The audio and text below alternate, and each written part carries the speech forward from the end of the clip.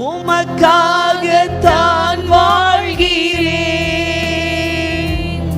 உம்மைத்தான் நேசிக்கிறேன். ஏற்ற நேரம் எனக்கு உதவி செய்த கிருபை, சொந்து போன நேரம் என்னை தாங்கிக் கொண்ட கிருபை. முன்பதாக நாம் தேவ சித்தத்துக்கு ஏற்றபடி, ஆவியானுடைய திட்டத்துக்கு ஏற்றபடி ஆவியானவர் உங்களுக்கு என்ன சொல்லுகிறார் என்று கூர்ந்து கவனித்து அதற்கு ஏற்றபடி நம்மை திருத்திக் கொள்வோமானால் கர்த்தர் நம்மை ஆசீர்வதிப்பார். உங்களுடைய இருதயம் தேடட்டும், பரிசுத்த ஆவியை எப்படியாயில நான் பெற்றுக்கொள்ள வேண்டும், எப்படியாயில நான் அந்த தேற்றரவாளனை பெற்றுக்கொண்டே ஆக வேண்டும் என்று சொல்லி நீங்கள் வாஞ்சித்து தேடுவீர்களானால் கர்த்தருடைய ஆவியானவர் உங்களை நிரப்ப அவர் வல்லமையுள்ளவராய் இருக்கிறார்.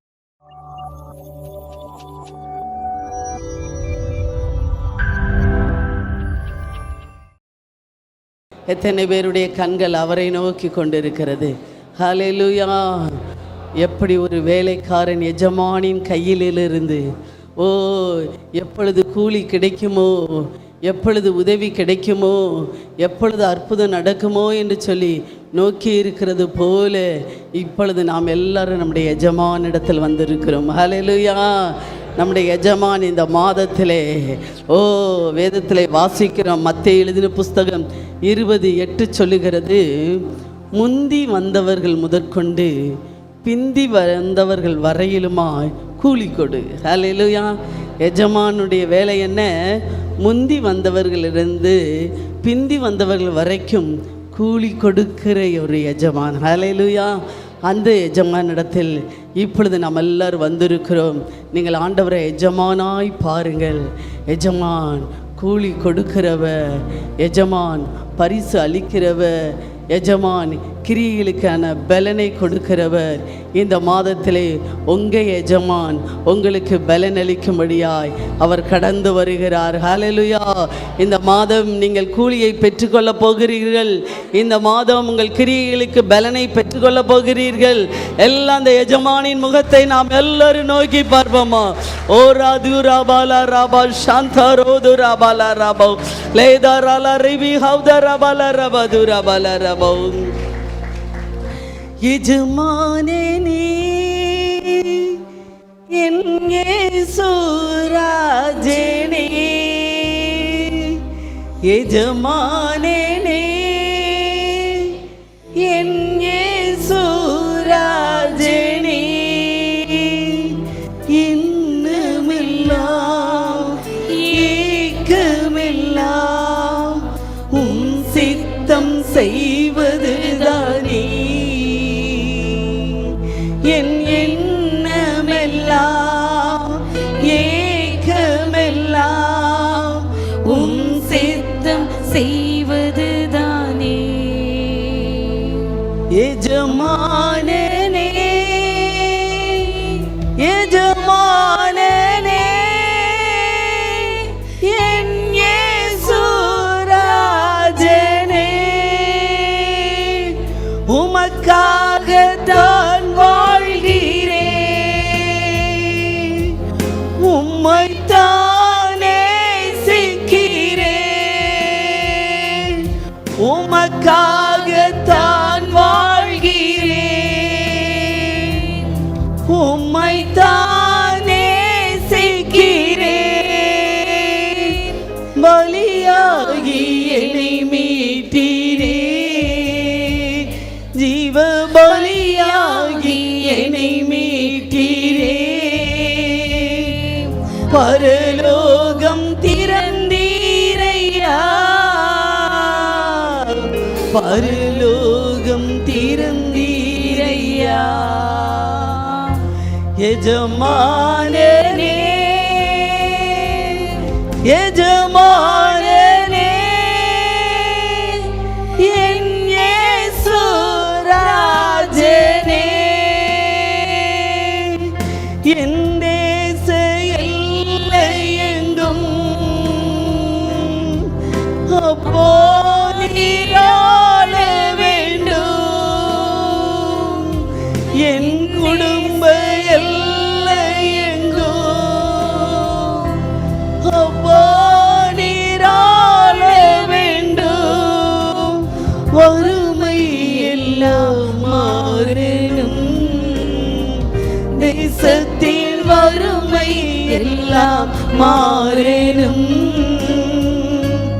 வன்முறை எல்லாம் ஒழியணும், வன்முறை எல்லாம் ஒழியணும். எஜமானனே என் இயேசு ராஜனே, எஜமானனே என் இயேசு ராஜனே, இன்னமெல்லாம் ஏக்கமெல்லாம் உம் சித்தம் செய்வதுதானே. என் எண்ணமெல்லாம் ஏக்கமெல்லாம் உம் சித்தம் செய்வதுதானே. எஜமானனே எஜமானனே என் இயேசு ராஜனே, என் இயேசு ராஜனே, என் இயேசு ராஜனே, என் இயேசு ராஜனே. எல்லாரும் கரங்களை தட்டி இயேசு ராஜாவுக்கு ஸ்தோத்திரம். ஓ பரிசுத்த ஆவியானவருக்கு ஸ்தோத்திரம், பிதாவாகிய தேவனுக்கு ஸ்தோத்திரம். எல்லாரும் கரங்களை தட்டி எஜமானே எஜமானே என் நேசரே என் பிரியமே என் பாசமே என் ஒப்பில்லாதவரே கரங்களை தட்டி ராபா லாரா தூரா பாலா ராபா தூரா பாலா ரப் லேதா ராலா ராபா தூனா ஹாதா ராலா ராபா தூராபா. ஹல்லேலூயா. இந்த எஜமான் என்ன பண்ணுகிறாராம்? அவர் நமக்குள்ளாக கிருபையினாலும் சத்தியத்தினாலும் வாசம் பண்ணி கொண்டிருக்கிறார். ஹல்லேலூயா. ஆமென். அந்த கிருபை இருப்பதனால தான் நாம் எல்லாரும் இந்த நாளிலே காலையிலே தேவனை நோக்கி வந்திருக்கிறோம். ஹல்லேலூயா ஹல்லேலூயா. வேதத்திலே வாசிக்கிறோம். சங்கீதம் எழுதின புஸ்தகம் 48:9 சொல்லுகிறது, உமது ஆலயத்திலே உமது கிருபையை சிந்தித்து கொண்டு இருக்கிறோமாம். ஹல்லேலூயா. ஆலயத்துக்கு வந்தால் எதை சிந்திக்கணும்னா, கர்த்தர் உங்களுக்கு செய்ததான கிருபைகளை எல்லாம், அவர் செய்ததான நன்மைகளை எல்லாம் சிந்தித்து கொண்டே இருக்கணும். அவர் செய்த நன்மை இத்தனையாய் நம்ம மேலே அன்பு கூறுவதற்கு, இத்தனையாய் நம்ம மேலே நேசம் வைப்பதற்கு நாம் எந்த அளவிலுக்கும் பாத்திரன் அல்ல. ஆனாலும் கர்த்தருடைய கிருபை. ஹல்லேலூயா. நம்முடைய நீதியோ நம்முடைய நியாயமோ நம்முடைய பரிசுத்தமோ அல்ல, கர்த்தருடைய சுத்த கிருபை. ஹல்லேலூயா.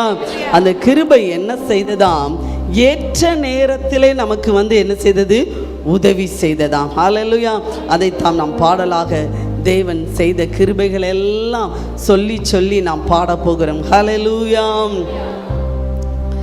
ஏற்ற நேரம் எனக்கு உதவி செய்த கிருபை, சோர்ந்து போன நேரம் என்னை தாங்கிக் கொண்ட கிருபை.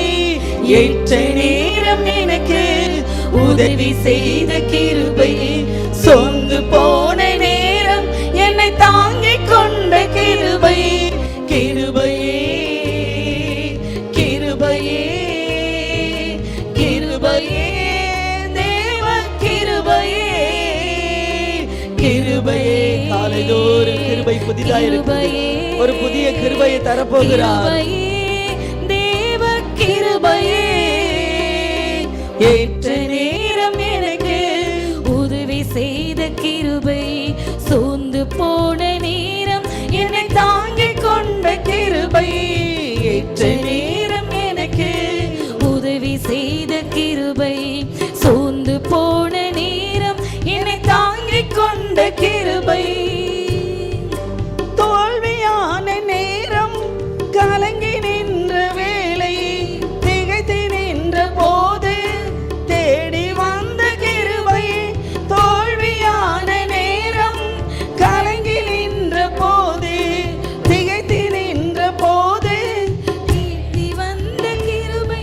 நான் திகைத்து நின்ற போது தேடி வந்த கிருபை. நான் திகைத்து நின்ற போது தேடி வந்த கிருபை. ஏற்ற நேரம் எனக்கு உதவி செய்த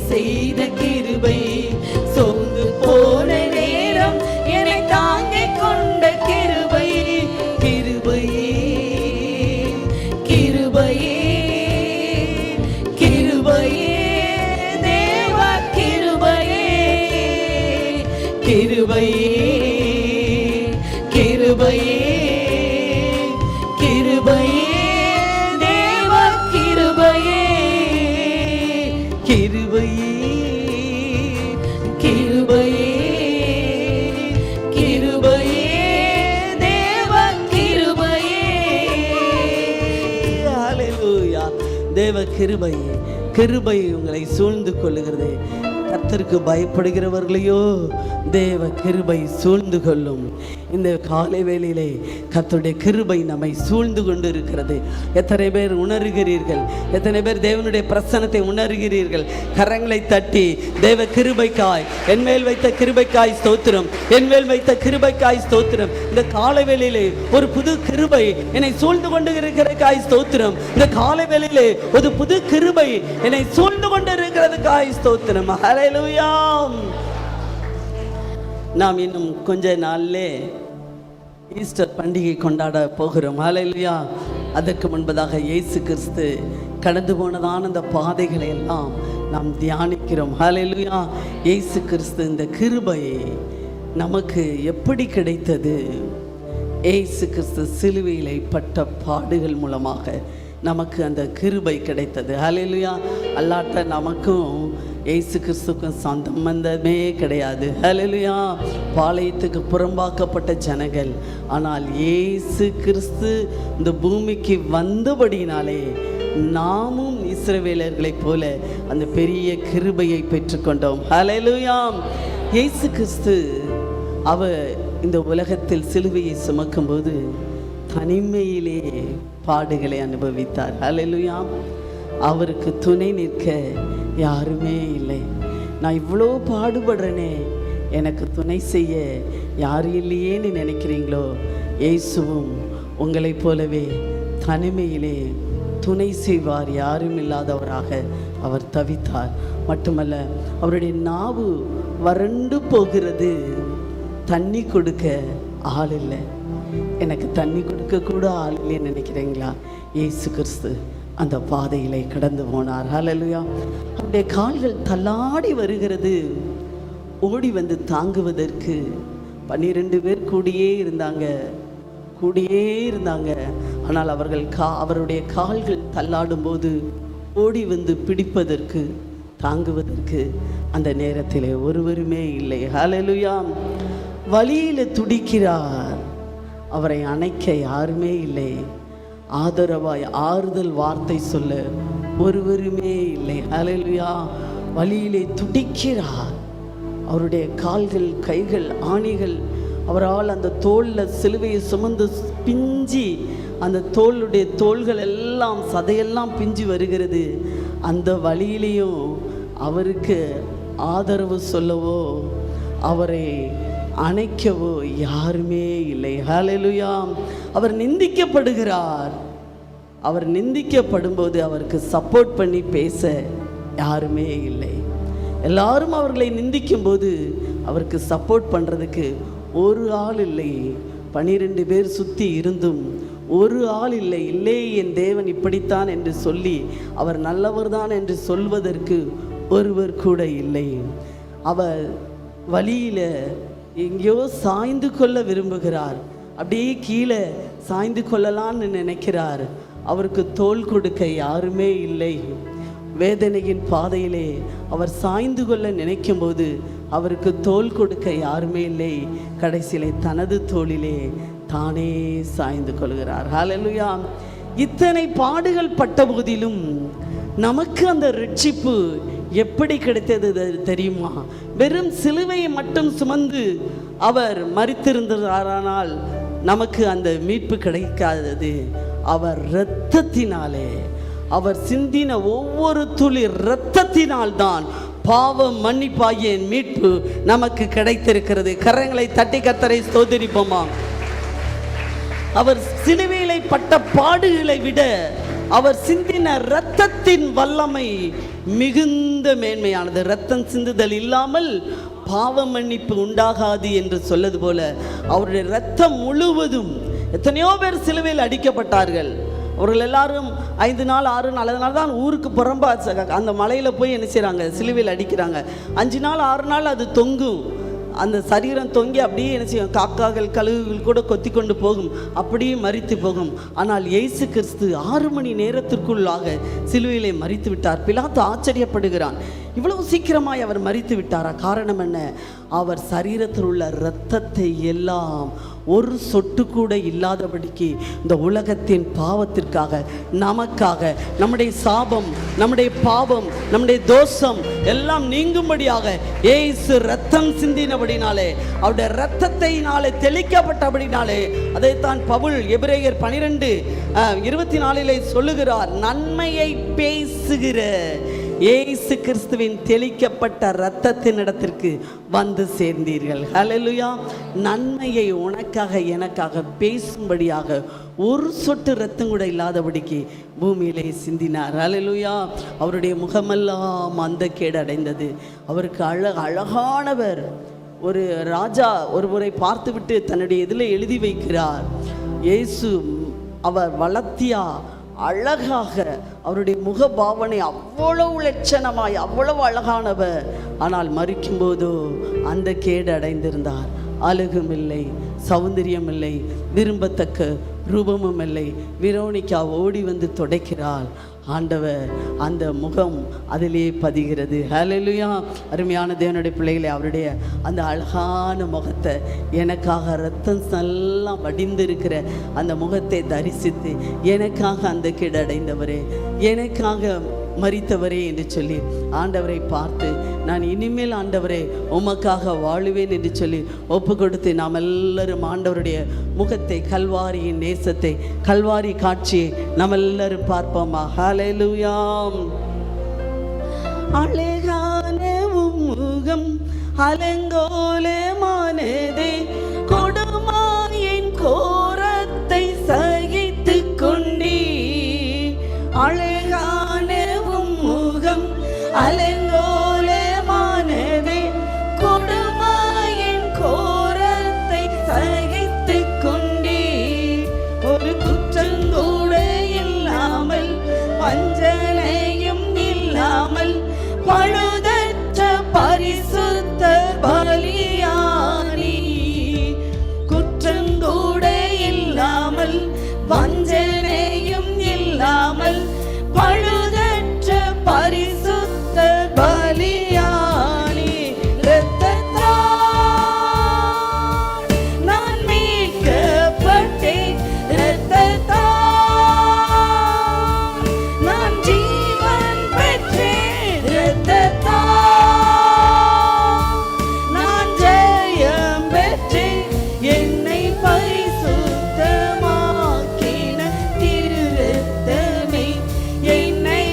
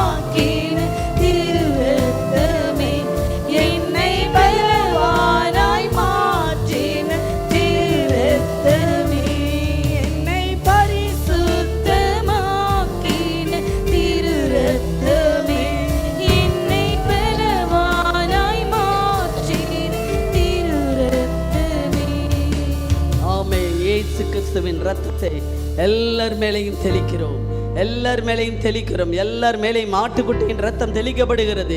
கரங்களை தட்டி என் மீது இன்னுமுடைய ரத்தத்தின் வல்லமை, இந்த ரத்தம் தெளிக்கப்படட்டும் அப்பா, இந்த ரத்தம் தெளிக்கப்படட்டும் அப்பா, என் குடும்பத்திலே ரத்தம் தெளிக்கப்படட்டும் அப்பா. எல்லா சாபங்கள் பாவங்கள் நீங்கட்டும் ஆண்டவரே.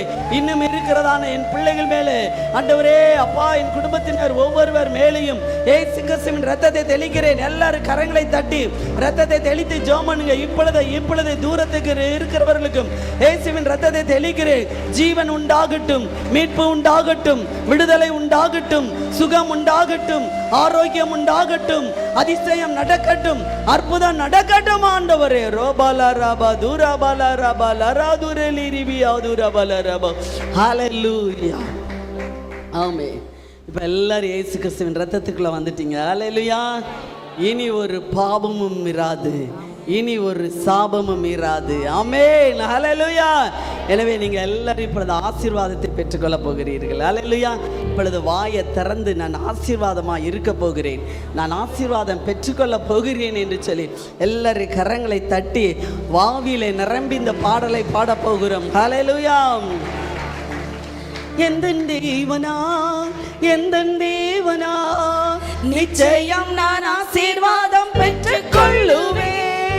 உந்தன் வசனம் கை கொள்ளுவினான், உந்தன் வழிகளில் நான் நடந்திடுவேன். எந்தன் தேவனான், எந்தன் தேவனான், நிச்சயம் நான் ஆசீர்வாதம் பெற்றுக் கொள்ளுவேன். உந்தன் வசனம் கை கொள்ளுவேனான், உந்தன் வழிகளில் நான் நடந்திடுவேன். தேசத்தில் நான் ஆசீர்வாதமாயிருப்பேன், மேலையிலும் ஆசீர்வாதமாயிருப்பேன். தேசத்தில் நான் ஆசீர்வாதமாயிருப்பேன், மேலையிலும் ஆசீர்வாதமாயிருப்பேன். என் வீட்டில் ஆகார குறையில்லையே, என் தேவைகள் ஒன்றும் தடையில்லையே. என் வீட்டில் ஆகார குறையில்லையே, என் தேவைகள் ஒன்றும் தடையில்லையே. எந்தன் தேவனான், எந்தன் தேவனான், நிச்சயம் நான் ஆசீர்வாதம் பெற்றுக் கொள்ளுவேன். உந்தன் வசனம் கை கொள்ளுவேன், உந்தன் வழிகளில் நான் நடந்திடுவேன். எந்தன் தேவனா, எந்தன் தேவனான், நிச்சயம் நான் ஆசீர்வாதம் பெற்றுக் கொள்ளுவேன். உந்தன் வசனம் கை கொள்ளுவேன் நான், உந்தன் வழிகளில் நான் நடந்திடுவேன். எனக்கெதிராய் வரும் ஆயுதமெல்லாம் நிர்மூலமாய் போய்விடும். எந்தன் தேவனா, எனக்கெதிராய் வரும் ஆயுதமெல்லாம் நிர்மூலமாய் போய்விடும். எந்தன் தேவனா, என் பலன் ஆரோக்கியம் தேவதானமே. எந்தன் சரீரம் ஆசீர்வதிக்கப்படும், என் பலன் ஆரோக்கியம் தேவதானமே. எந்தன் சரீரம் ஆசீர்வதிக்கப்படும். எந்தன் தேவனால், எந்தன் தேவனால், நிச்சயம் நான் ஆசீர்வாதம் பெற்றுக் கொள்ளுவேன். உந்தன் வசனம் கை கொள்ளுவேன் நான், உந்தன் வழிகளில் நான் நடந்திடுவேன்.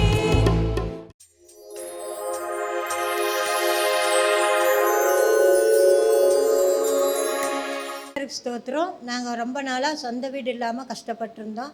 கர்த்தர் எங்களுக்கு ஒரு இடம் வாங்க உதவி செஞ்சார். இடம் வாங்கின உடனே போர் போட்டோம். அந்த போரில் உடனே தண்ணி கிடைக்கவும், நல்ல தண்ணியை கிடைக்கவும் உதவி செஞ்சார்.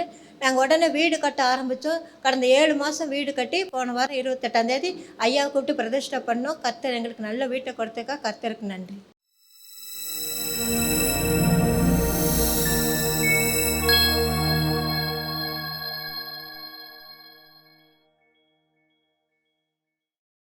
வாசிப்போம். கலாத்தியர் எழுதின புஸ்தகம் 5வது அதிகாரம் 16வது வசனத்தை வாசிக்க கேட்போம். பின்னும் நான் சொல்லுகிறது என்னவென்றால், ஆவிக்கேற்றபடி நடந்து கொள்ளுங்கள், அப்பொழுது மாம்ச இச்சையை நிறைவேற்றாதிருப்பீர்கள். பின்னும் நான் சொல்லுகிறது என்னவெனில், ஆவிக்கு ஏற்றபடி நடந்து கொள்ளுங்கள். ஹல்லேலூயா. இன்றைக்கு நான் உங்கள் மத்தியிலே ஆவியானவர் என்னோடு கூட பேசினது அதுதான். ஆவிக்கு ஏற்றபடி நடந்து கொள்ளுங்கள். ஆவிக்கு ஏற்றபடி நடந்து கொள்ளுங்கள். என்ன ஆவி? நமக்குள்ளாய் தேவன் தந்திருக்கிறதான அந்த பரிசுத்த ஆவிக்கு ஏற்றபடி நீங்கள் நடந்து கொள்ள வேண்டும். ஹல்லேலூயா. ஆண்டவர் இன்றைக்கு சபைக்கு அதைத்தான் சொல்லுகிறார். எத்தனை பேர் அபிஷேகம் பெற்றிருக்கிறீங்க? ஹல்லேலூயா. எத்தனை பேர் பரிசுத்த ஆவியானவர் எனக்குள் தங்கியிருக்கிறார் என்று விசுவாசிக்கிறீங்க? எனவே ஆண்டவர் இன்றைக்கு சொல்லுகிறார், உங்களுக்குள்ளாய் தங்கியிருக்கிற அந்த பரிசுத்த ஆவியின் வல்லமைக்கு ஏற்றபடி, அந்த பரிசுத்த ஆவியானவருடைய ஏவுதலுக்கு ஏற்றபடி, அந்த பரிசுத்த ஆவியானவர் தந்தரின அந்த வரத்தின்படி, பரிசுத்த ஆவியானவர் உங்களுக்கு கொடுத்திருக்கிற அந்த தாளந்துகளின்படி நீங்கள் என்ன செய்தீர்கள்? நடந்து கொள்ளுங்கள். ஹல்லேலூயா. அவருக்கு ஏற்றபடி நடந்து கொள்ள வேண்டும். வேதத்தில் பரிசுத்த ஆவியானவர் நமக்குள்ளாக எப்போ அவர் வாசம் பண்ணினார்னா, இயேசு கிறிஸ்து இந்த பூமியை விட்டு கடந்து போகும்போது சீசர்களை பார்த்து சொல்லுகிறார், நான் பரலோகத்துக்கு ஏறி போகிறேன், ஆனால் நான் போன பிறகு வேறு ஒரு தேற்றரவாளனை உங்களுக்கு அனுப்புவேன். வாசிப்போம். யோவான் எழுதின புஸ்தகம் 14வது அதிகாரம் 16வது வசனத்தை வாசிக்க கேட்போம். நான் பிதாவை வேண்டிக் கொள்ளுவேன், அப்பொழுது என்றென்றைக்கும் உங்களுடனே கூட இருக்கும்படிக்கு சத்திய ஆவியாகிய வேறொரு தேற்றரவாளனை அவர் உங்களுக்கு தந்தருளுவார். சத்திய ஆவியாகிய வேறு ஒரு தேற்றரவாளன். அப்போனா ஏற்கனவே ஒரு தேற்றரவாளன் அவர்களோடு கூட இருந்து கொண்டு வந்திருந்தார். அவர்தான் இயேசு கிறிஸ்து. அவர் பரலோகத்துக்கு ஏறி போன உடனே சீசர்களை பார்த்து சொல்லுகிறார், நான் பரலோகத்துக்கு ஏறி போகிறேன், ஆனால் உங்களுடனே என்றைக்கும் தங்கியிருக்கிறதான வேறொரு தேற்றரவாளனை, அதை வாசிங்க, உங்களுடனே கூட இருக்கும்படிக்கு, நான் உங்களை விட்டு கடந்து போகிறேன், ஆனால் உங்கள் கூடயே இருக்கும்படிக்கு ஒரு தேற்றரவாளனை உங்களுக்கு தந்திருக்கிறேன். ஹல்லேலூயா. ஒரு தேற்றரவாளன் உலகத்தில், ஐயோ என்னை தேற்றுவதற்கு, என்னை ஆற்றுவதற்கு, என்னை அரவணைப்பதற்கு, என்னை ஆறுதல் படுத்துவதற்கு, இந்த உலகத்தில் ஒரு வார்த்தை பயப்படாத நான் இருக்கிறேன்னு சொல்கிறதுக்கு ஒருத்தரும் இல்லையேன்னு கலங்கிக்கிட்டு இருக்கீங்களா? கர்த்தர் சொல்லுகிறார், ஒரு தேற்றரவாளனை உங்களுடனே கூடவே இருக்கும்படிக்கு ஆண்டவர் தந்தரில் இருக்கிறார். அந்த தேற்றரவாளனுக்கு கரங்களை தட்டி கர்த்தரை ஸ்தோத்திரிப்போமா? ஹல்லேலூயா. உங்கள் கூடையே இருக்கும்படிக்கு ஒரு தேற்றரவாளனை தந்திருக்கிறேன். தப்பே செஞ்சிருந்தாலும் சில சமயம் ஆண்டவர் சிலர் தொட்டா சினிங்கியாக இருப்பாங்க. 3 நாளும் என்ன செய்வாங்க? அழுவாங்க. 3 நாளும் கோவிச்சுக்குவாங்க. 3 நாளும் அவங்களுக்கும் தேற்றரவாளனாய் அவர் இருக்கிறார். ஹல்லேலூயா. ஆமாம். அவங்களுக்கும் சரி என்ன சொல்வார்? நீ தப்பு பண்ணிட்டப்போ உனக்கு அடி விழும் அப்படின்னு மற்றவங்க சொல்லுவாங்க. அடித்தே துரத்தி இருந்தாலும், தப்பே பண்ணியிருந்தாலும் ஆண்டவர் என்ன சொல்வார் தெரியுமா? பயப்படாத, நான் உங்களோட இருக்கேன், பயப்படாத, யார் இல்லைன்னாலும் நான் இருக்கேன் அப்படி சொல்லி தான் ஆண்டவர் தேற்றுவார். ஹல்லேலூயா. ஹல்லேலூயா. அதுக்கு பேர் தான் தேற்றரவாளன். உங்கள் கூடையே இருக்கிறார். 2வது வசனம், அடுத்த கீழே வசனம் வாசிங்க.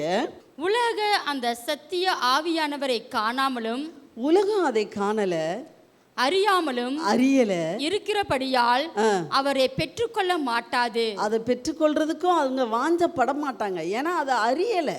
அந்த தேற்றுதலை அவர் தட்டி கொடுக்குற, அந்த தட்டி கொடுக்கிறத, அவர் கொடுக்குற அந்த ஆறுதலை, அவர் கொடுக்குற அந்த அணைப்பை உலகம் என்ன செய்யலை? அறிஞ்சு கொள்ளலை. இன்னைக்கு ஒருவேளை அந்த தேற்றரவாளனுடைய அணைப்பை, அந்த தேற்றரவாளனுடைய ஆறுதலை நீங்கள் பெற்றுக்கொள்ளவில்லை என்றால், நீங்கள் அனுபவிக்கவில்லை என்றால், அருமையான தேவனுடைய பிள்ளைகளே, அந்த தேற்றரவாளனை பெற்றுக்கொள்ளும்படியாய் உங்கள் உள்ளம் வாஞ்சிக்கட்டும். ஹல்லேலூயா. உங்களுடைய இருதயம் தேடட்டும். பரிசுத்த ஆவியை எப்படியாயில நான் பெற்றுக்கொள்ள வேண்டும், எப்படியாயில நான் அந்த தேற்றரவாளனை பெற்றுக்கொண்டே ஆக வேண்டும் என்று சொல்லி நீங்கள் வாஞ்சித்து வாஞ்சித்து தேடுவீர்களானால் கர்த்தருடைய ஆவியானவர் உங்களை நிரப்ப அவர் வல்லமையுள்ளவராய் இருக்கிறார். ஹல்லேலூயா. அங்கே சொல்லப்பட்டிருக்கிறது, உலகம் அந்த சத்திய ஆவியானவரை அறியவில்லை, அப்புறம் காணவும் இல்லை, அதனால அதை பெற்றுக்கொள்ளவும் மாட்டார்கள். காரணம் அவர் விரும்பவில்லை. பரிசுத்த ஆவியை பெற்றுக்கொள்ள விரும்பாதவர்கள் எல்லாரையும் இங்கே என்ன சொல்லுது வேதம்? உலகான்னு சொல்லுது. ஹல்லேலூயா. பரிசுத்த ஆவியானவர் பெற்றுக்கொள்ள வாஞ்சை இல்லையா, நீங்க உலகத்தாருக்கு சம்பந்தம், அப்படிதான் வேதம் சொல்லுது. இந்த வசனம் அதுதான் சொல்லுகிறது. ஹல்லேலூயா. எனவே தேவனுடைய பிள்ளை பரிசுத்த ஆவி சும்மா லொலன்னு பேசுறாங்க, அதுல என்ன இருக்கு? இல்லை, அதை பெற்றுக்கொண்டு பாருங்க, அதனுடைய அனுபவமே சொர்க்கம். ஹல்லேலூயா, ஹல்லேலூயா. ஆனால் அவரை பெற்றுக்கொள்ள மாட்டாது, அது உலகத்தில் இருக்குது, அதுக்கு அதனுடைய அருமை தெரியல, அது அதனுடைய அறியணும்னு சொல்லி வாஞ்சிக்கவும் இல்லை, அதனால அது பெற்றுக்கொள்ளல. ஆனால் அவர் உங்களுடனே வாசம் பண்ணி, அது என்ன தெரியுமா? அவர் உங்களுடனே வாசம் பண்ணி உங்களுக்குள்ளே இருப்பதால் நீங்கள் அவரை அறிவீர்கள். நீங்கள் அவரை அறிவீர்கள். யார் அவரை அறிந்து கொள்ள முடியும்? யார் அவரை பெற்றுக்கொள்ள முடியும்? அவர் நம்ம கூடயே தங்கி நம்ம கூடயே வாசம் பண்ணி கொண்டே இருக்கிறதை உணர்ந்து கொண்டிருக்கிறவர்கள் தான் அதை அறிந்து கொள்ள முடியும். எத்தனை பேர் சொல்லுகிறீர்கள், இயேசு எனக்குள்ளே தங்கி இருப்பதை நான் உணர்ந்து கொண்டிருக்கிறேன், இயேசு எனக்குள்ளே வாசம் பண்ணி கொண்டிருக்கிறதை, பரிசுத்த ஆவியின் வடிவிலே இயேசு எனக்குள்ளாய் தங்கி இருப்பதை நான் உணர்ந்து கொண்டிருக்கிறேன் என்று சொல்லுகிறவர்கள் எத்தனை பேர்? ஹல்லேலூயா, ஹல்லேலூயா. அந்த பரிசுத்த ஆவியானவருக்கு ஏற்றபடி நடந்து கொள்ளுங்கள். இது ஆண்டவர் யாருக்கு சொல்றாருன்னா, பரிசுத்த ஆவியை பெற்ற தேவ பிள்ளைகளுக்கு சொல்றாரு. ஹல்லேலூயா. பரிசுத்த ஆவியை பெற்ற தேவ பிள்ளைகள் பரிசுத்த ஆவியானவருக்கு ஏற்றபடி நடந்து கொள்ளுங்கள். அவரை துக்கப்படுத்திடாதீங்க, அவருக்கு துக்கப்படுத்தும்படியான காரியங்களை செய்து விடுவாதீர்கள். வாசிப்போம். எபேசியர் எழுதின புஸ்தகம் 4வது அதிகாரம் 30வது வசனம் என்று நினைக்கிறேன். வாசிப்போம். அன்றியும் நீங்கள் மீட்கப்படும் நாளுக்கென்று முத்திரையாக பெற்ற தேவனுடைய பரிசுத்த ஆவியை துக்கப்படுத்தாதிருங்கள். தேவனுடைய பரிசுத்த ஆவியை துக்கப்படுத்தாதீர்கள். பரிசுத்த ஆவியானவர் வாசம் பண்ணி கொண்டிருக்கிறார், அவர் உங்களை தேற்றரவு பண்ணி கொண்டிருக்கிறார், அவர் எப்போது உங்க கூட வாசம் பண்ணி கொண்டிருக்கிறார். வாசம் பண்ணி கொண்டிருக்கிற அவர் பரிசுத்த ஆவியை துக்கப்படுத்தாதீர்கள். ஹல்லேலூயா. எப்படி ஒரு கணவன் மனைவியை துக்கப்படுத்தினா எவ்வளவு மனைவி வேதனைப்படுவாங்களோ, அதே போல மனைவி கணவனை துக்கப்படுத்தினால் கணவன் எவ்வளவு வேதனைப்படுவார்களோ, அதே போல் ஆவியானவரை உங்களுக்குள்ளே வாசம் பண்ணி கொண்டு இருக்கிறார். உங்களை தேற்றுவதற்காகவே தரப்பட்ட ஒரு தேவ ஆவியானவர், அவரை துக்கப்படுத்திட்டு நம்ம வாழவே முடியாது. ஹல்லேலூயா. அவரை துக்கப்படுத்தாதீர்கள். வேதத்திலே பார்க்கிறோம், 2 பேரையும் உங்களுக்கு சொல்ல விரும்புகிறேன். ஒன்று, பவுல் கப்பற் பிரயாணம் பண்ணுகிறார், இன்னொன்று யோனாவும் கப்பற் பிரயாணம் பண்ணுகிறார். ஆனால் இந்த 2 பேருடைய கப்பல் பிரயாணத்திலையும் புயல் வந்தது, இந்த 2 பேருடைய கப்பல் பிரயாணத்திலும் பிரச்சனைகள் வந்தது. ஆனால் இந்த 2 பேருடைய கப்பல் பிரயாணத்திலும் ஒரு இடத்துல யோனாவின் மூலமாக ஆண்டவர் துக்கப்பட்டார், பவுலின் மூலமாக ஆண்டவர் மகிமைப்பட்டார். ஹல்லேலூயா, ஹல்லேலூயா. யோனா கர்த்தர் சொல்லியும் அவருடைய சித்தம் என்னன்னு தெரியல, தன்னுடைய இஷ்டத்தின்படியே வாழ்ந்தான். அவருடைய சித்தம் என்ன, அவருடைய விருப்பம் என்னன்னு கொஞ்சம் கூட அவன் என்ன செய்யல, செவியை சாய்ச்சிக்க விரும்பலை. பிரயாணம் 2 பேரும் பண்ணுறாங்க, ஆனால் ஒருத்தன் ஆண்டவர் இப்படியே தான் சொல்வார், ஆண்டவர் இருக்கிறார் அப்படின்னு சொல்லிட்டு என்ன செஞ்சான், தன் இஷ்டத்தைப்படி, தன் இஷ்டம், தன் கண்களுக்கு, தன்னுடைய நினைவுகளுக்கு எது நன்மையோ எது நல்லதாய் தெரிந்ததோ அதை தேர்ந்தெடுத்து கொண்டு பிரயாணம் பண்ணினான். ஆனால் பவுலோ ஆண்டவருடைய சித்தத்தை செய்யும்படியாக கட்டப்பட்டவனாய், சங்கிலிகளினால வேதனைப்பட்டவனாய் அதே கப்பலிலே அவனும் பயணம் பண்ணுகிறான். ஹல்லேலூயா. இந்த பவுல் யோனாவுடைய கப்பல்னால அவனுக்கு மட்டுமல்ல, எல்லாரும் துன்பப்பட்டார்கள். ஹல்லேலூயா. யோனா தேவ சித்தம் செய்யாமல், தேவனுக்கு பிரியப்படுத்தாமல், ஆவியானவர் தனக்கு சொன்ன வார்த்தைக்கு ஏற்றபடி நடக்காமல், தன் சுய வார்த்தைக்கு ஏற்றபடியே நடந்தபடினாலே அவன் நிமித்தமாக எல்லாரும் துன்பப்பட்டார்கள், பெரிய கப்பலில் சேதங்கள் உண்டாயிற்று.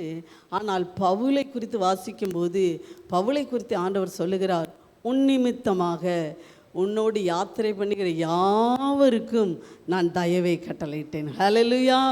பவுல் நிமித்தமாக இங்கே பவுல் ஒருத்தன் தேவ சித்தத்தை செய்து ஆவியானுடைய சத்தத்தை கேட்டு அதன்படி செய்கிறான். சொல்கிறான், ஆரம்பிக்கும் போது இதில் பயங்கர புயல் இருக்குது, பயங்கர பிரச்சனை இருக்குது. ஆண்டவர் சொல்கிறாரு, கொஞ்சம் நின்று போங்கன்னு சொன்னால் ஒருத்தர் என்ன செய்யலை, கேட்கல.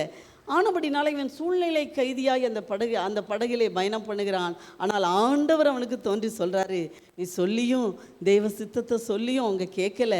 ஆனால் நான் என்ன செய்கிறேன், ஓன் நிமித்தமாக ஏன் சித்தத்தை செய்ய விரும்பினதான உன் நிமித்தமாக உன்னோடு கூட யாத்திரை பண்ணுகிற யாவரையும் நான் என்ன செய்வேன், இன்னைக்கு காப்பாற்றுவேன். கரங்களை தட்டி கர்த்தரை ஸ்தோத்திரிப்போமா. ஹல்லேலூயா.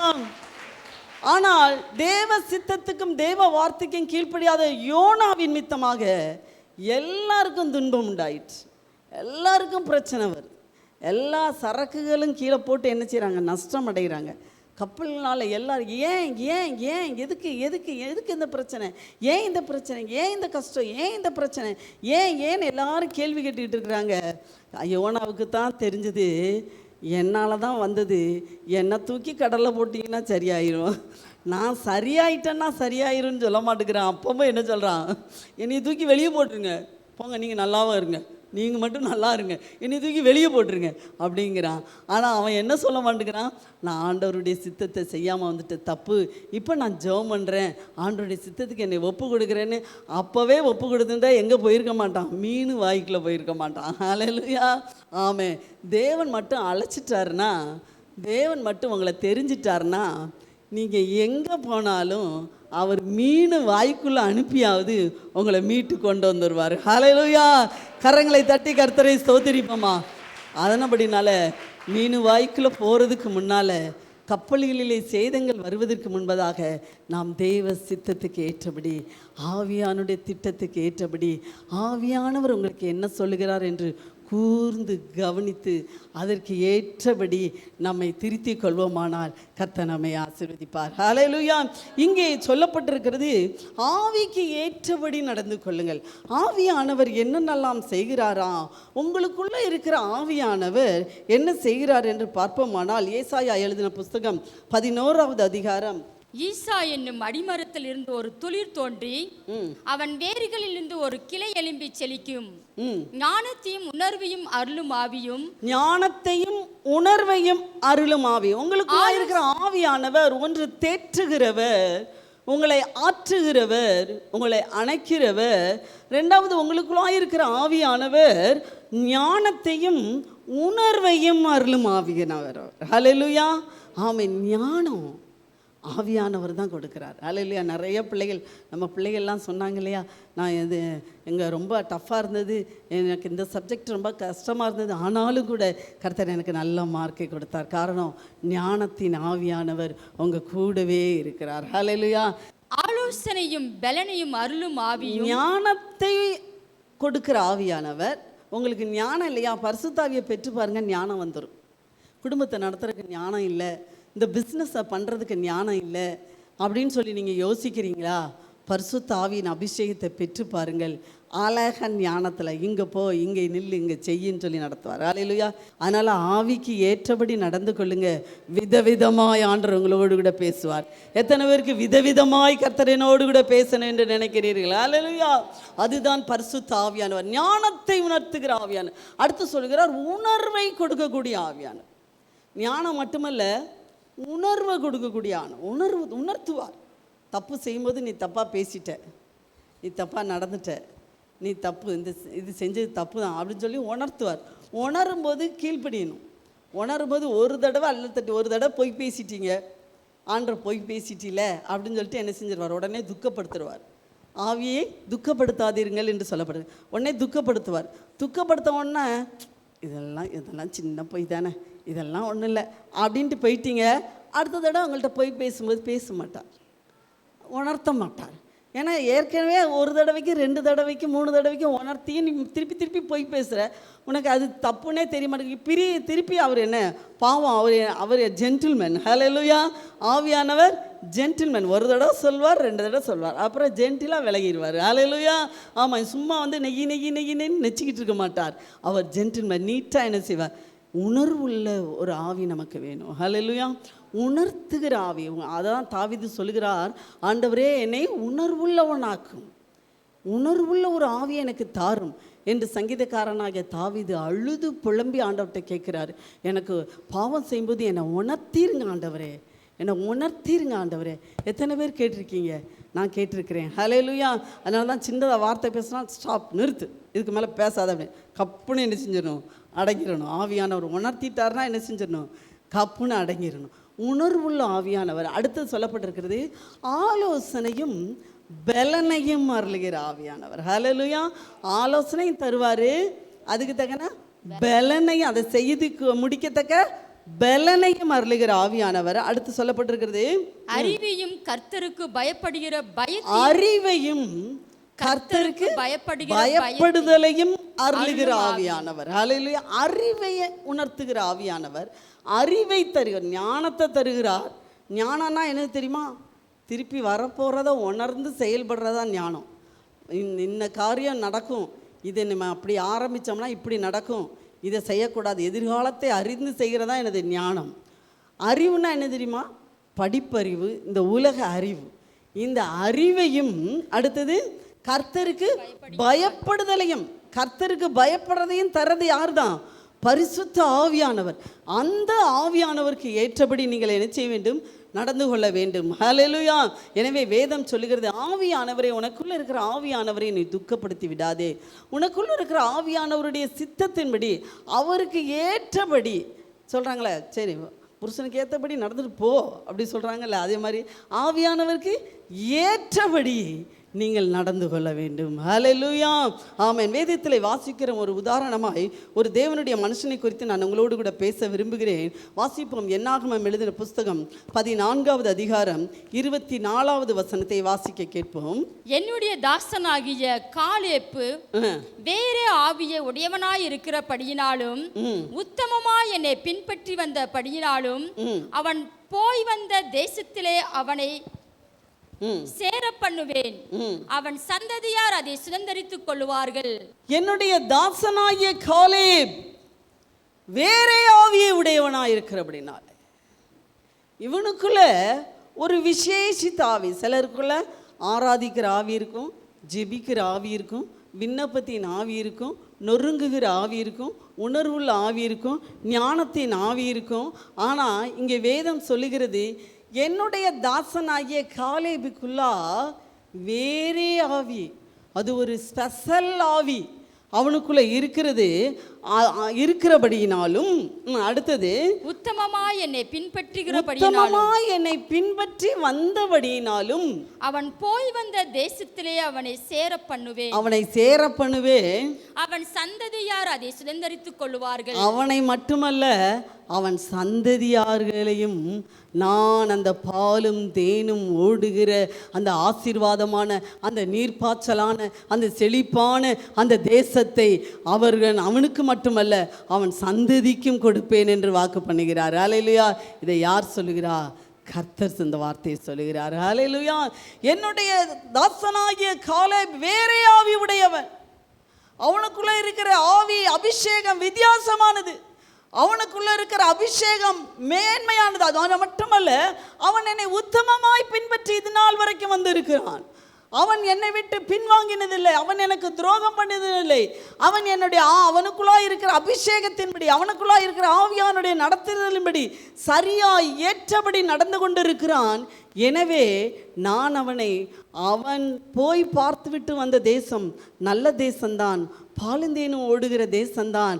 அந்த தேசத்தை கர்த்தர் நமக்கு சுதந்திரமாய் தருவார், அந்த தேசத்தில் நாம் சுகமாய் குடியிருக்கலாம் என்று அவன் சொன்னானே, அதன்படியே அவனை போய் அந்த தேசத்தில் சேர பண்ணி சுகமாய் குடியிருக்க பண்ணுவேன். அவனை மட்டுமல்ல, அவன் சந்ததியையும் அந்த தேசத்திலே குடியிருக்க பண்ணுவேன். கரங்களை தட்டி கர்த்தரை ஸ்தோத்திரிப்போமா. ஹல்லேலூயா. அவனுக்கு மட்டுமல்ல ஆசீர்வாதம், அவன் சந்ததிக்கும் நான் ஆசீர்வாதத்தை கொடுப்பேன். காரணம், காலேப் ஒரு விசேஷித்த ஆவி உடையவன்.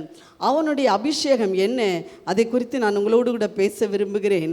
வாசிப்போம். யோசுவா எழுதின புஸ்தகம் 14வது அதிகாரம் 8வது வசனத்தை வாசிக்கும் போது, ஆனாலும் என்னோடு கூட வந்த என் சகோதரர் ஜனத்தின் இருதயத்தை கரைய பண்ணினார்கள். என் சகோதரர்கள் எல்லாரும் ஜனங்களின் இருதயங்களை கரைய பண்ணினார்கள். நானோ என் தேவனாகிய கர்த்தரை உத்தமமாய் பின்பற்றினேன். நான் தேவனாகிய கர்த்தரை உத்தமமாய் பின்பற்றினேன். இங்கே அவன் உத்தமம் என்று எதை சொல்லுகிறான் என்றால், எல்லாரும் ஜனங்களுடைய இருதயத்தை கரைய பண்ணினார்கள். இதை என்னாகமம் 13வது அதிகாரத்திலே நாம் பார்க்கிறோம். அங்கே அந்த சம்பவம் நடக்கிறது.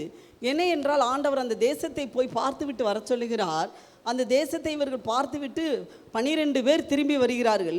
12 பேரிலே 10 பேர் சொல்கிறாங்க, தேசம் நல்லா இருந்தாலும் அங்கே இருக்கிற ஆட்கள்லாம் என்னது, பொல்லாத ஆட்கள். அங்கே இருக்கிற ஜனங்கள்லாம் ராட்சத பிரிவுகள். அவங்க பார்வையில் நம்மெல்லாம் யார், ஒரு வெட்டுக்கிளி மாதிரி தான். நம்மெல்லாம் அங்கே போனால் பிழைக்கவே மாட்டோம், செத்தே போயிடுவோம். ஆசீர்வாதமும் கிடைக்காது, ஒன்றையும் நம்ம பெற்றுக்கொள்ள மாட்டோம். நம்மளெல்லாம் அடிமையாக்கிடுவாங்க, நம்மளெல்லாம் அப்படி பண்ணிடுவாங்க, நம்மளெல்லாம் இப்படி பண்ணிடுவாங்க. ஐயோ அதுக்கு போக முடியாது, வைக்க முடியாதுன்னு எல்லாரும் 10 பேரும் என்ன செய்கிறாங்க, வேதத்தில் சொல்லப்படி துர்ச்செய்தி சொல்லுகிறார்கள். இன்றைக்கு தேசத்தில் நடக்கிற காரியம் என்னது? ஆமாம், 10 பேர் துர்ச்செய்திக்கு ஆதரவாக தான் இருப்பாங்க.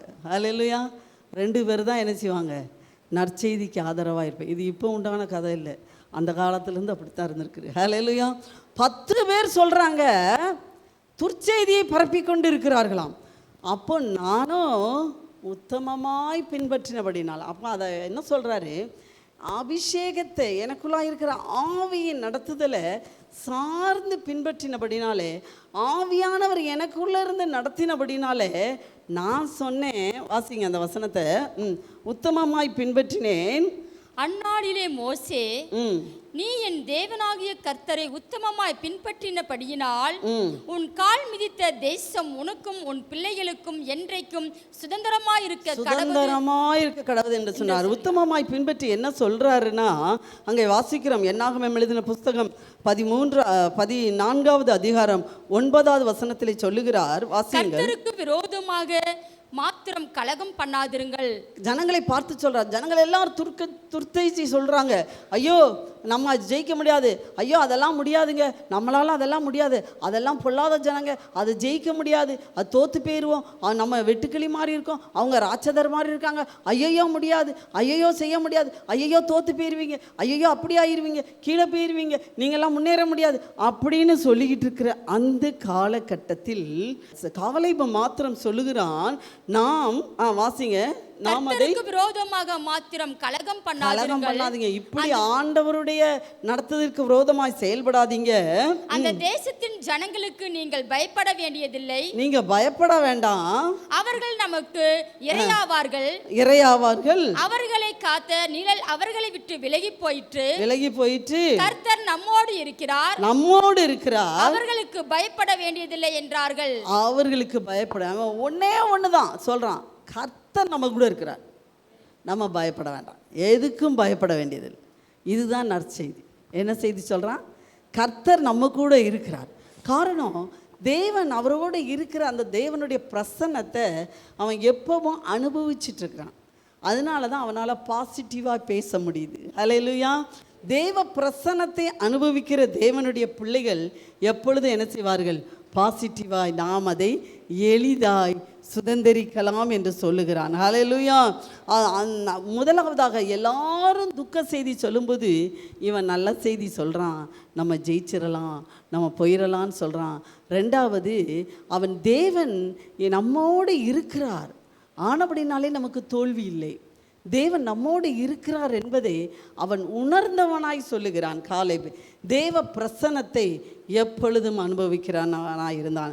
அடுத்ததாக வாசிக்கலாம் 14 என்னாகமம் 14:30 வாசிக்கும்போது அங்கே ஆண்டவர் என்ன செய்கிறாராம்? யோசுவாவும் காலேபும் தவிர அவர்கள் எல்லாரும் கலகம் உண்டாக்கினபடினாலே, அவர்கள் எல்லாரும் மோசேக்கு விரோதமாய் கல்லை எறிந்து அவனை கொல்லும்படியாய் முயற்சி பண்ணினபடினாலே, பொல்லாத துர்ச்செய்தியை தேசம் எங்கும் பரப்பினபடினாலே ஆண்டவர் என்ன செய்தாராம், அந்த ஜனங்கள் எல்லாம் சொல்கிறாரு, இவங்கெல்லாம் எங்கே போக மாட்டாங்க, கானானுக்குள்ளே போக மாட்டாங்க, இவங்க யாரும் பாலுந்தேனும் ஓடுற தேசத்துக்குள்ளே போக மாட்டாங்க, இவங்க எல்லாரையும் நான் வனாந்தரத்தில் என்ன செய்ய போகிறேன், அழிக்க போயிடுறேன், இவங்களுடைய சந்ததி தான் என்ன செய்யும், போகும். ஆனால் இந்த சந்ததியில் யோசுவாவும் காலேபு 2 பேர் மட்டும் அவர்கள் என்னுடைய சமூகத்தை அவர்கள் அறிந்தபடினாலே, என்னுடைய பிரசன்னத்தை அவர்கள் அனுபவிக்கிறபடினாலே, என்னுடைய ஆவியை நடத்துதலுக்கு ஏற்றபடி அவர்கள் நடக்கிறபடினாலே அவர்கள் 2 பேர் மட்டும் என்ன செய்வாங்க, பாலுந்தேனும் ஓடுற தேசத்துக்குள்ளே போவாங்கன்னு சொல்லிடுறாரு. ஹல்லேலூயா. மற்ற எல்லாத்தையும் அழிக்கிறார். யோசுவாவும் காலேபும் இப்போ அவங்களுக்கு 50 வயசு 60 வயசுனா, அவங்க 60 வயசு 50 வயசு இருக்கிற பற்ற அத்தனை பேர் என்ன செஞ்சுறாங்க, மறித்து போகிறாங்க. இந்த வீட்டில் அவங்க ஃப்ரெண்ட்ஸ் எல்லாம் மறிச்சிட்டாங்க, அவங்க கூட இருந்தவங்கெல்லாம் மறிச்சிட்டாங்க, சொந்தக்காரங்கள்லாம் மறிச்சிட்டாங்க, அவங்க வயசு உள்ள ஆட்கள் யாருமே இல்லை, எல்லாருமே மறிச்சிட்டாங்க. எல்லாரும் யோசுவாவிட்டையும் காலாபிட்டு, நீங்களும் அடுத்தாக்கில் செத்து போவீங்க பாருங்கள், பக்கத்து வீட்டில் அவன் செத்து போனான் பார்த்துங்க, இவன் இந்த வியாதியில் செத்து போனான் பாருங்கள், இவன் இப்படி அழிஞ்சு போனான், யாரும் பாலுந்தேங்க ஓடுற தேசத்துக்கெல்லாம் போகலை, எல்லாரும் செத்து தான் போயிருக்காங்க. ஒருத்தரும் அங்கே போய் யாரும் ஆசீர்வாதம் வாங்கியிருக்கா, ஒருத்தரும் ஆசீர்வாதம் வாங்கலை, எல்லாரும் ஆசீர்வாதம் இல்லாமல் தான் இருக்காங்க அப்படின்னு எல்லாரும் சொல்லும் போதும் காலேபு உறுதியாக இருந்தான். ஏனென்றால் ஆண்டவர் சொல்லியிருக்கிறார், நானும் யோசுவாவும் பாலும் தேனும் ஓடுகிற தேசத்துக்குள் பிரவேசிப்போம் என்று என் ஆண்டவர் ஏற்கனவே சொல்லியிருக்கிறார். தேவ பிள்ளையை, தேவ அபிஷேகம் பெற்ற தேவ பிள்ளை ஒன்றை உணர்ந்து கொள்ள வேண்டும், இதுவெல்லாம் தேவனுடைய திட்டம் தான். ஹல்லேலூயா. எல்லாம் தேவன் சகலத்தையும் தேவ பிள்ளைகளுக்கு நன்மையாகவே முடிக்கிறார். காரணம், அவர் சீக்கிரமாய் வரப்போகிறார். காரணம், யுத்தங்கள் வரும் என்று நாம் என்ன செய்கிறோம், அறிந்திருக்கிறோம். அவர் ஏற்கனவே சொல்லி இருக்கிறார். கலகங்கள் வரும் என்று அறிந்திருக்கிறோம். அவர் ஏற்கனவே சொல்லி இருக்கிறார். ஆனால் நம்முடைய கடமை இந்த ஜனங்களுக்காக திறப்பிலே நிற்க வேண்டியது நம்முடைய கடமை. கடைசி நாட்களிலே கர்த்தர் ஒருவேளை நம்முடைய ஜெபங்களை கேட்டு ஆங்காங்கே ஏதோ ஒருவரை ஆண்டவர் ரட்சிக்கலாம், பரலோகத்துக்கு கொண்டு வரலாம். எனவே தேவனுடைய பிள்ளைகள், உலகமெல்லாம் எதிர்மறையாய் பேசும்போது நீங்கள் கலங்க வேண்டியதில்லை. கர்த்தர் சொன்னது தான் நடந்து கொண்டிருக்கிறது. கர்த்தருடைய திட்டம்தான் நடந்து கொண்டு இருக்கிறது. கர்த்தருடைய நோக்கம்தான் தேசத்திலே நடந்து கொண்டு இருக்கிறது. எனவே தேவ பிள்ளையை, இதை கொண்டு கலங்காதே. நீ காலேபின் ஆவி உடையவளாய், நீயோ தேசத்தை சுதந்தரிப்பாய், நீயோ ஆசீர்வாதத்தை சுதந்தரிப்பாய், நீயோ பாலும் தேனும் ஓடுகிற தேசத்துக்குள்ளாய் பிரவேசிப்பாய். நீ மாத்திரமல்ல, நீ தேவ சித்தத்தின்படி நடப்பாயானால், தேவனுடைய ஆவியானவருக்கு ஏற்றபடி நடப்பாயானால், நீயும் உன் சந்ததியும் பாலும் தேனும் ஓடுகிற தேசத்துக்குள் கடந்து போவார்கள் என்பதிலே ஒரு காலும் அச்சமில்லை, அதிலே சந்தேகமே இல்லை. எத்தனை பேர் விசுவாசிக்கிறீர்கள்? ஹல்லேலூயா. காலேபுக்குள்ளாய் அந்த ஒரு அபிஷேகம் இருந்தது. யோசுவா எழுதின புஸ்தகம் 14வது அதிகாரம் 10வது வசனத்தை வாசிப்பீர்களானால், இப்போதும் இதோ கர்த்தர் சொன்னபடியே என்னை உயிரோடு காத்தார், இஸ்ரவேலில் வனாந்தரத்திலே சஞ்சரிக்க. கர்த்தர் அந்த வார்த்தையை மோசேயோடு சொல்லி இப்பொழுது 40 வருஷம் ஆயிற்று. இப்போ அவனோடு சேர்ந்தவங்க யாரும் இல்லை, எல்லாம் அழிஞ்சு போயிட்டு. துக்கத்தை பார்க்கிறான், சஞ்சலத்தை பார்க்கிறான், வேதனையை பார்க்கிறான், உலகம் முழுசும் தவிப்பை பார்க்கிறான். எத்தனை வருஷம் கடந்து வந்துட்டான்? 40 வருஷம் கடந்து வந்துட்டான். 40 வருஷம் கழித்து வந்து, அப்போ இவனுக்கு எத்தனை வயசாயிட்டு? 80 வயசாயிடுச்சு. 40 வயசில் ஆண்டவர் என்ன செஞ்சார்? அவன்கிட்ட சொன்னார், நான் உன்னையும் யோசுவாவையும் காலேபையும் என்ன செய்வேன், பாலுந்தேனும் ஓடுற தேசத்தில் கொண்டு போவேன். மற்றவங்க எல்லாரும் என்ன செஞ்சிருவாங்க, இந்த வனாந்தரத்தை அழிஞ்சிருவாங்க. அவங்க சந்ததி தான் என்ன செய்யும் போகும். எல்லாமே இளைய சந்ததி, எல்லாமே வாலிபர்கள், எல்லாமே எதிர்கால தலைமுறைகள். இவங்க மட்டும் என்னது, மூத்த தலைமுறை. ஆனால் இவன் சொல்கிறான், 80 வயசில் சொல்கிறான், 40 வயசில் ஆண்டவர் என்கிட்ட சொன்னார், அந்த வார்த்தையின்படியே இன்றைக்கும் நடக்கும் என்பதை நான் நம்பியிருக்கிறேன். நான் போவேன், நான் போய் அந்த மலைநாட்டை ஜெயிப்பேன். அது மட்டுமல்ல, 40 வயசில் எனக்கு உண்ட பலன், அந்த விசுவாசம், அந்த ஆவியின் பலன் 80 வயசில் எனக்கு விட்டு விடவில்லை, இன்னும் இருக்கிறது. இப்போது நான் புதிய புதிய ஆசீர்வாதங்களை பெற்றுக்கொள்ள என்னால் முடியும். மலை மேலே ஏற முடியும். இந்த கானானியரை துரத்த முடியும், அந்த தேசத்தை சுதந்தரித்து கொள்ள முடியும் என்று சொல்லி அவன் நம்பிக்கையோடு வார்த்தையை சொல்லுகிறான். ஹல்லேலூயா. இந்த நம்பிக்கை நம்மக்கிட்ட இருக்குதா? ஹல்லேலூயா. எந்த வார்த்தை ஆண்டவர் எனக்கு 40 வருஷத்துக்கு முன்னால் கொடுத்தாரு. எங்கே தருவேன்னாரு, தரவே இல்லை. வீடு வாங்கி தருவேன்னாரு, தரலை. அவர் நானும் 10 வருஷம் பார்த்தேன், 15 வருஷம் பார்த்தேன், 20 வருஷம் பார்த்தேன், இப்போ 40 வருஷம் ஆச்சு. எங்கே தரப்போகிறாரு? இனி நான் என்ன ஆயிட்டேன், வயசாகிட்டேன், நீ மண்ணுக்குள்ளே போகிற வயசில் ஆண்டவர் என்னத்தான் தரப்போகிறார் அப்படின்னு சொல்லியோ காலேப் சொல்லவில்லை. சொல்லுகிறான், இந்த வயசுலையும் நான் விசுவாசிக்கிறேன். அப்போ எனக்கு சொன்ன அந்த வார்த்தையை இந்த வயசுல நிறைவேற்ற தேவன் வல்லமையுள்ளவராய் இருக்கிறார். காரணம், எனக்குள்ள இருக்கிற அபிஷேகம் தேவ பலன் நிறைந்த அபிஷேகம். எனக்குள்ள இருக்கிற அபிஷேகம் 80 வயது ஆகிற அபிஷேகம் அல்ல, 80 வயதிலையும் 40 இருக்கிறதான அந்த அபிஷேகத்தை தேவன் எனக்கு தந்திருக்கிறார். எத்தனை பேர் விசுவாசிக்கிறீங்க? ஹல்லேலூயா. எத்தனை வயசானாலும் எனக்கு கொடுப்பார். அத்தனை வயசில் எனக்கு தருவாரா? அத்தனை வயசில் நான் வாங்கி என்னத்தை பண்ண போகிறேன்? இல்லை இல்லை, வேதம் சொல்லுகிறது இந்த யூதா கோத்திரத்தினுடைய எப்ரோனை தான் பின்னாளிலே தாவீது அதனுடைய தலைநகரமாய் கொண்டு அரசாண்டாம் என்பதை பார்க்கிறோம். ஹல்லேலூயா. தெய்வ பிள்ளையே, 80 வயசுலேயும் நீ சாதிக்கலாம். உனக்குள்ள ஆவியானவருக்கு ஏற்றபடி நடப்பாயானால், உனக்குள்ள தேவனுடைய திட்டத்தையும் நோக்கத்தையும் அறிந்து கொண்டு இருப்பாயானால், உனக்குள்ள எதிர்கால தலைமுறையை குறித்ததான பாரத்தை அறிந்திருப்பாயானால், உனக்குள்ள தேவனுடைய வார்த்தையின் வல்லமை எப்படிப்பட்டது என்பதை நீ அறிந்திருப்பாயானால், எத்தனை வயதிலையும் கர்த்தர் உன்னை கொண்டு காரியங்களை வாய்க்க பண்ண அவர் வல்லமையுள்ளவராயிருக்கிறார்.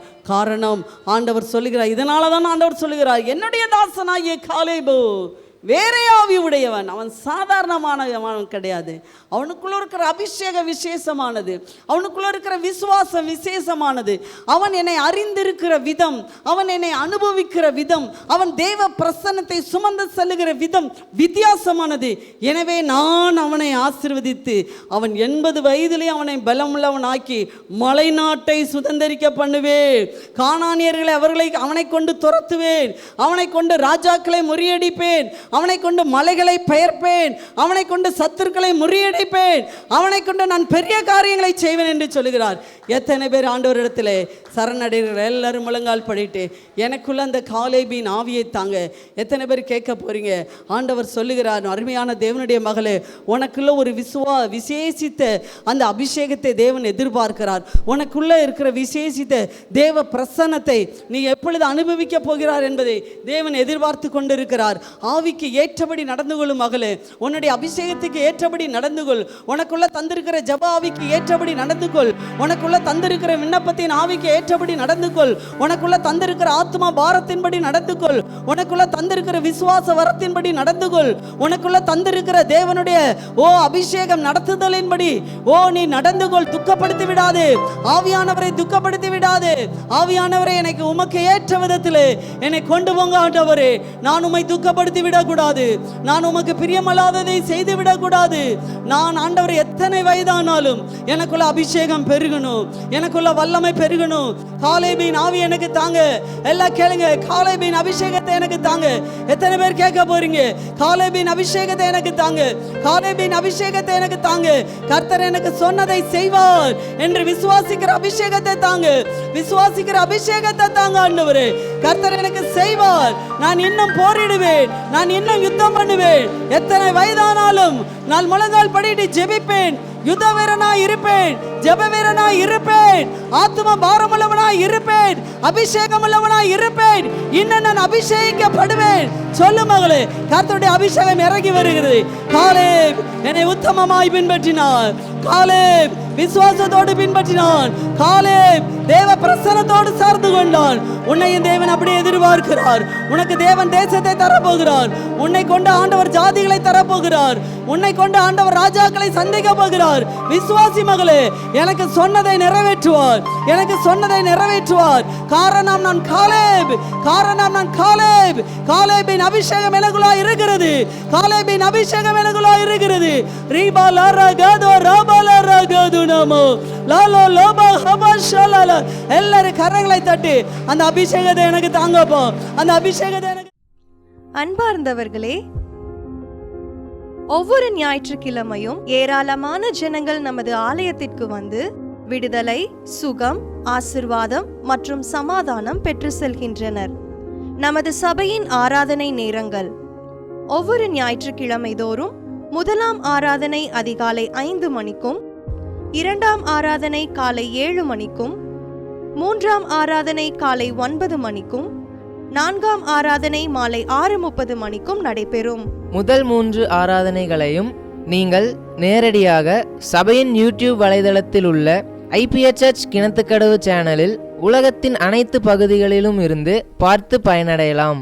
சிறுவர்களுக்கான ஓய்வு நாள் பள்ளி முதலாம் ஆராதனையில் காலை 6 மணிக்கும், 2ஆம் ஆராதனையில் காலை 8 மணிக்கும், 3ஆம் ஆராதனையில் காலை 10 மணிக்கும் நடைபெறும். வாலிபர் கூடுகை ஒவ்வொரு மாதமும் முதல் ஞாயிற்றுக்கிழமை அன்று காலை 9 மணிக்கு வாலிபர்களுக்கான விசேஷித்த கூடுகை நடைபெறும்.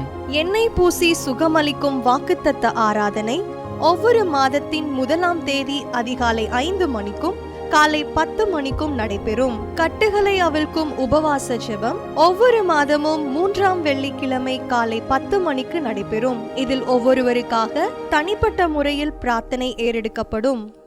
விடுதலை உபவாச ஜெபம் ஒவ்வொரு மாதமும் கடைசி சனிக்கிழமை அன்று காலை 10 மணிக்கு நம் தேசத்திற்காக பாரத்தோடு ஜெபங்கள் ஏறெடுக்கப்படும்.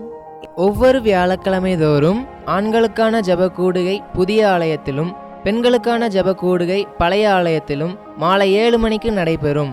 ஒவ்வொரு புதன்கிழமை அன்றும் வாலிப சகோதரர்களுக்கான ஜெப கூடுகை மாலை 7 மணிக்கு நடைபெறும். ஒவ்வொரு ஞாயிற்றுக்கிழமை அன்று வாலிப சகோதரிகளுக்கான ஜெப கூடுகை மாலை 5 மணிக்கு ஜூம் மீட்டிங்கில் நடைபெறும்.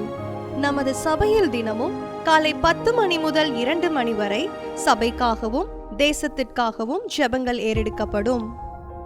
இக்கூட்டங்களில் கலந்து கொண்டு தேவ ஆசீர்வாதம் பெற யாவரையும் அன்புடன் அழைக்கிறோம். எங்களது முகவரி IPA ஜெப ஆலயம், சர்வம் தியேட்டர் பின்புறம், பொள்ளாச்சி மெயின் ரோட், கிணத்துக்கடவு 642109. ஜெப உதவிக்கு 9443435618 9488873284. டிவி நிகழ்ச்சிகள் நமது சபையின் மூலம் பொள்ளாச்சி முழுவதும் 24 மணி நேரமும் ஜேகிங் டிவி ஒளிபரப்பப்படுகிறது. VK செட்டப் பாக்ஸில் 112வது சேனலிலும், TCCL செட்டப் பாக்ஸில் 152வது சேனலிலும், SCV செட்டப் பாக்ஸில் 217வது சேனலிலும், டாக்ஸ் செட்டப் பாக்ஸில் 62வது சேனலிலும் நமது சபையின் பாடல்கள், ஆராதனைகள், செய்திகள் ஒளிபரப்பப்படுகிறது.